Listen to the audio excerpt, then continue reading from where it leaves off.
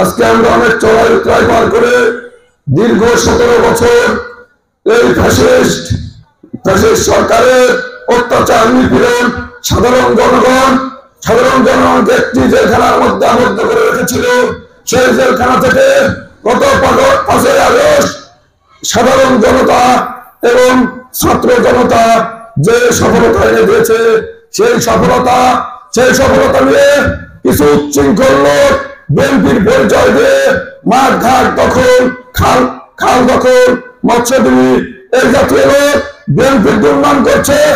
আমরা একটি মেসেজ পৌঁছে দিতে চাই, বিএনপি সাধারণ জনগণের দল, বিএনপি জনগণের দল। আমাদের নেতা তারেক রহমান এখনো দেশের মাটিতে ফিরতে পারে নাই।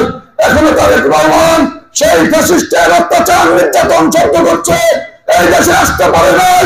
কিন্তু কিছু কুলাঙ্গার এই বিএনপির নামে অপকর্ম করে যাচ্ছে। আমরা পরিষ্কার মেসেজ দিতে চাই যে এই অপকর্ম আমরা রুখে দেব। এই থানাতে কোন ধরনের অপকর্ম বিএনপির নামে করলে আমরা তার ভাঙা জবাব দেব। আমরা জনগণের সাথে থাকতে চাই, আমরা জনগণের পাশে থাকতে চাই। এই জনগণকে সাথে নিয়ে তারেক রহমানের হাতকে শক্তিশালী করব। জনগণের দ্বারা দ্বারা গিয়ে ভোট ভিক্ষা করবো। এই ভোটের মাধ্যমে আমরা আগামী দিনে সরকার গঠন করব।